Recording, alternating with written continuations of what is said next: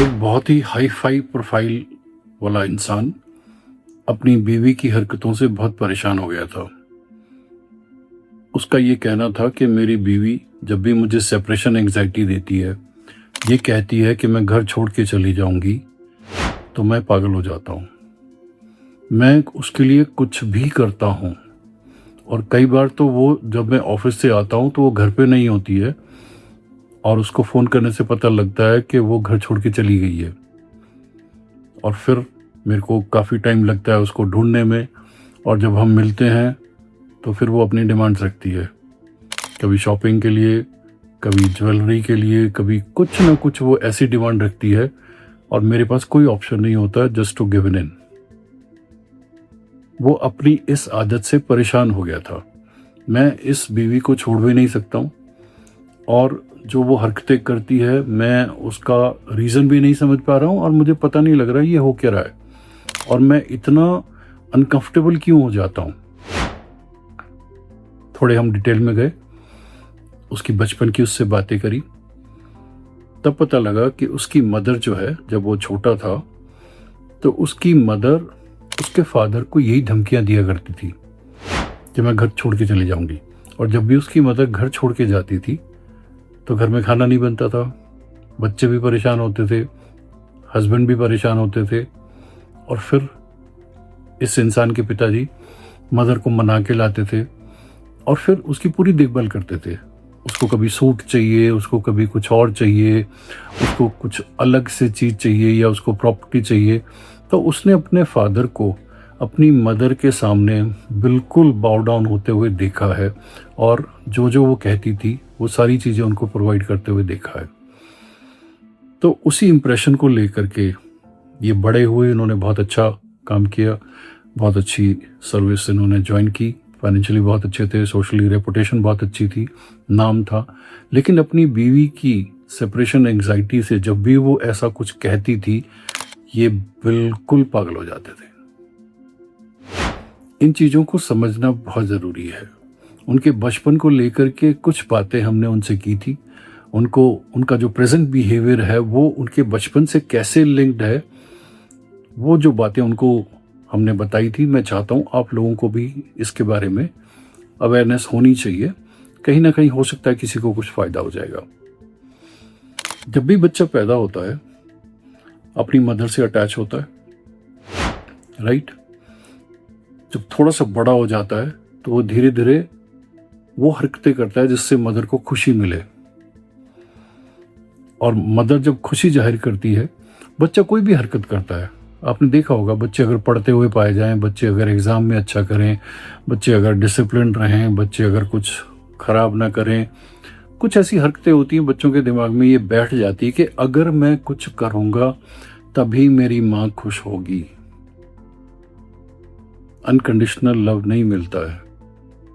Okay, शुरू शुरू में मिलता है जब वो बिल्कुल ही टॉडलर होते हैं, वो बात अलग है, तब तो उनकी मेमोरी में कोई चीज़ बैठती भी नहीं है।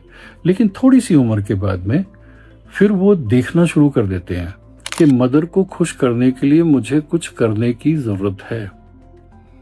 ओके, फिर वो देखते हैं कि उनकी मदर उनके फादर के साथ कैसे बिहेव करती है। वहाँ से मैरिज से रिलेटेड जो भी नॉर्म्स उनके दिमाग में बैठते हैं वो वहाँ से बैठते हैं। अगर उनकी मदर जो है वो इस तरीके से है कि सेपरेशन एंग्जाइटी देके कहीं चली जाती है, कुछ इस टाइप की हरकतें करती है, फिर हस्बैंड को उसके पीछे भागना पड़ता है, तो वो बात उनके दिमाग में बैठ जाती है। कई बार क्या होता है कि एक बच्चे को मदर से एडिक्वेट लव नहीं मिलता है। कई बच्चे होते हैं तो उसमें से कई बार होता है, थोड़ा बहुत बायस हो जाता है, या बच्चे को लगता है कि नहीं मुझे नहीं प्यार मिलता, मेरे बड़े भाई या छोटी बहन इनको ज़्यादा प्यार मिलता है। हो जाता है, वो हर इंसान की अपनी साइकी होती है। तो अगर एक बच्चा इस फीलिंग के साथ बड़ा होता है कि मेरी मदर मुझे प्यार नहीं करती है, ओके, और वो इसको एक्सेप्ट कर लेता है, वो थोड़ा लोनली रहना शुरू कर देता है, अपने में बिजी हो जाता है, अपनी पढ़ाई कर लेता है, या इस चीज़ को एक्सेप्ट कर लेता है कि I am not being loved. अब यही बच्चा जब बड़ा होगा, मदर की छतरी से बाहर आएगा, रिलेशनशिप में जाएगा, शादी करेगा, तब इमेजिन करिए साइकोलॉजिकली इसके दिमाग में क्या चल रहा होगा। इस टाइप के जो बच्चे होते हैं वो अपनी बीवी को ज़रूरत से ज़्यादा खुश करने की कोशिश करते हैं, क्योंकि मदर से उनको ये लगा कि नहीं, मुझे एडिक्वेट लव नहीं मिला। तो जब उनकी शादी हो जाती है या रिलेशनशिप में जाते हैं, वो पूरी हिम्मत सब कुछ दांव पे लगा देते हैं just to please that woman जिसके साथ उन्होंने शादी की है। ओके, अब शादी के 3-4 डायमेंशंस हैं। जब आप अपनी फीमेल फ्रेंड के साथ फिजिकल होते हो, उस वक्त आप एक फुल फ्लेज्ड एडल्ट होते हो। उसके अलावा बाकी टाइम पे बहुत सारे males when they are in love with their female partner, तो वो एक बच्चे की तरह बिहेव करते हैं। एक बच्चे की तरह सब कुछ अपनी फीमेल फ्रेंड से बातें करेंगे, सब कुछ उसको बताना चाहेंगे कि मैंने क्या प्रोजेक्ट जीता, मैंने कितने पैसे कमाए, मेरे साथ क्या हुआ। सब कुछ जो एक छोटा बच्चा अपनी मदर के साथ करता है, वो सारी की सारी बातें वो अपनी फीमेल फ्रेंड के साथ में करेंगे। शुरू शुरू में ये सब अच्छा लगता है, फीमेल को भी अच्छा लगता है और मेल के तो मजे आ रहे होते हैं। उसको लगता है कि बस यही है, शी इज दी वन जिसने मुझे समझ लिया है, सब कुछ ये हो गया है। यहाँ प्रॉब्लम आती है थोड़ी देर के बाद में, थोड़े टाइम के बाद में, जब इस फीमेल को ये लगता है कि ये ज़रूरत से ज़्यादा बच्चों की तरह मुझसे बिहेव करता है, उसको अपने हस्बैंड में, अपने मेल पार्टनर में एडल्ट नजर नहीं आता है, तो फीमेल का दिमाग घूम जाता है फिर। तो जितने भी लोग अपनी वाइफ के सामने बच्चे बनकर रो चुके हैं, माफिया मांग चुके हैं, उनको बहुत ज़रूरत से ज़्यादा खुश कर चुके हैं और लिटरली उनके तरले कर चुके हैं कि नहीं ये मत करो, ये मत करो, घर की शांति भंग होगी, घर खराब हो जाएगा, एटसेट्रा। जितने भी लोग ये सब कर चुके हैं वो आज भुगत रहे होंगे, क्योंकि पावर डायनेमिक्स में फीमेल ऊपर चली गई है। उसको लगता है मैंने एक एडल्ट से शादी करी थी और अब मैं एक बच्चे को हैंडल कर रही हूं, तो अब मैं इसको जैसे मर्जी हैंडल कर सकती हूं। तो जिन लोगों की शादी नहीं हुई है उनको ये ध्यान रखना है कि आपको बड़े बनकर रहना है, एक अडल्ट बन के रहना है आफ्टर मैरिज। ठीक है, इनिशियली 2-3 महीने, 4 महीने, ठीक है, आपके अंदर का एक बच्चा बाहर निकलेगा, परफेक्टली फाइन। लेकिन उसके बाद में जैसे ही आपको थोड़ी सी रेजिस्टेंस नज़र आती है अपनी फीमेल पार्टनर की तरफ से, आपको अपनी अडल्टहुड में वापस आना पड़ेगा। ओके, अब कई बच्चे ऐसे होते हैं जिनको बचपन में मदर की तरफ से ज़रूरत से ज़्यादा प्यार मिला होता है, मदर ने बहुत देखभाल की होती है।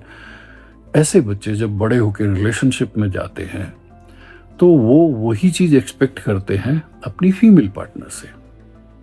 तो जब तक तो फीमेल पार्टनर रेसिप्रोकेट कर रही होती है, उनको प्यार कर रही होती है, तो उनको अच्छा लग रहा होता है। लेकिन जैसे ही वो रेजिस्टेंस दिखाना शुरू हो जाती है तो उनको शॉक लगता है, ये क्या हो गया, बिकॉज उनकी मदर ने कभी उनको अनकंफर्टेबल नहीं किया। तो उनकी जो डेफिनेशन होती है फीमेल की, वो अपनी मदर से वो इमेज उठा करके उन्होंने यहाँ पर पोर्ट्रे की होती है। तो अगर मदर ने अनकंडीशनल प्यार किया है, बहुत अच्छे से बच्चे की देखभाल करी है, वो जब रिलेशनशिप में जाता है तो रिलेशनशिप में इनिशियली वो फिर बच्चे की तरह बिहेव करता है। लेकिन अगर फीमेल रेजिस्टेंस दिखा दे, उसको अनकंफर्टेबल कर दे, तो इस इंसान को शॉक लगता है। तो जैसे ही शॉक लगेगा, ये अपनी एफर्ट्स को और बढ़ा देता है, ये अपनी फीमेल पार्टनर को और खुश करने की कोशिश करता है, और वो फीमेल पार्टनर जो है without deserving any respect, without deserving any position, वो अपने आप को फिर बिल्कुल सिकंदर समझती है कि बस I am the head of this organisation. Okay, तो ये सब अभी जो आपकी हरकतें हैं, ये सब डिपेंड करता है कि बचपन में आपको किस तरीके से ट्रीट किया गया। अगर कोई बच्चा जिसको, नॉट ऑल मदर्स बट कुछ मदर्स ने ठीक से ट्रीट नहीं किया होता किसी बच्चे को, तो उसकी फीमेल की डेफिनेशन वही होती है। वो जब शादी करता है वो कोशिश करता है उस फीमेल को खुश करने की, और अगर ठीक से खुश कर पाया, फीमेल ने भी रेसिप्रोकेट किया तो ठीक है। पर अगर फीमेल रेजिस्टेंस दिखाती है इस टाइप के बच्चे को जिसकी मदर ने ठीक देखभाल नहीं की है, तो वो एक्सेप्ट कर लेता है कि फीमेल ऐसी होती है। उसको ज्यादा शॉक नहीं लगता है, उसको ज्यादा फर्क नहीं पड़ता है। ओके, तो अभी आपका जो प्रेजेंट बिहेवियर है, अगर आप इसको कोरिलेट कर लो कि आपको एज ए चाइल्ड किस तरीके से पाला गया है, then I think you will be able to justify your action. अब ये तो हुई साइकोलॉजी। रियलिटी में आपको हमेशा अडल्ट बन के रहना है। एक फीमेल से जब आप इंटरेक्ट करते हो, चाहे आपके इंटीमेट मोमेंट्स हो, चाहे आपकी नॉर्मल बातचीत चल रही हो, चाहे आप नॉर्मल घर में रहते हो, आपको बच्चा नहीं बनना है, वो आपकी माँ नहीं है। Okay, grow up, grow up.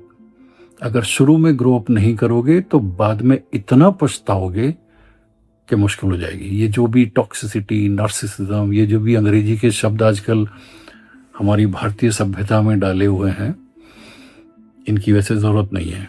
अगर आप एक अडल्ट की तरह रहते हो, राइट फ्रॉम द बिगनिंग अपनी देखभाल करते हो, बिल्कुल अपना एक एटीट्यूड बना के रखते हो, अपनी बाउंड्रीज क्लियर रखते हो, फीमेल भी आपके मजे लेगी, आप भी उसके मजे लोगे। लेकिन अगर आप बच्चे बन गए उसके सामने में, बच्चों की तरह रोना धोना, अपॉलॉजी, ये वो सब कुछ शेयर करना, जैसे बच्चा अपनी माँ के साथ करता है, खिलौना टूट गया, ये हो गया, उसने मार दिया, ये कर दिया, ये वाली हरकतें नहीं करनी है।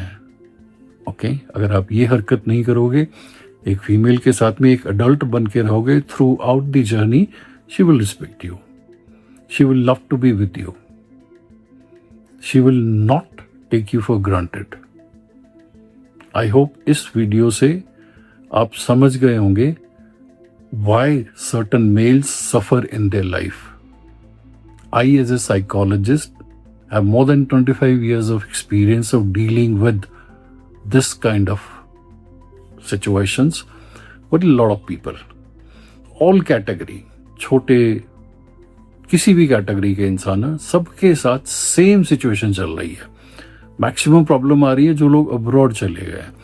अब्रॉड चले गए, बहुत अच्छे से अपना करियर बनाया, अपना पैसे कमाए एटसेट्रा, फिर इंडिया से एक लड़की ले गए शादी करके कि ये मेरी देखभाल करेगी, खाना बनाएगी, ये भी काम करेगी, हम अच्छे से एक ज़िंदगी जिएंगे। और फिर उसके सामने बच्चे बन गए, उस बंदी ने उठा करके सब कुछ रिल पेल कर दिया। And now most of them are in problem. और जो डिवोर्स के रूल्स हैं वो इंडिया में अलग हैं और अब्रॉड में अलग है। कुछ नहीं करना है, आप एक मर्द हो, एडल्ट हो, बिहेव लाइक एन एडल्ट। बचपन में माँ का प्यार मिला, नहीं मिला, the time is over. Okay, अब behave like an adult. If you behave like an adult in front of a female, आपको कभी परेशानी नहीं होगी। Okay, right? फिर क्या, बाकी अगले वीडियो में। Take care, it's a life.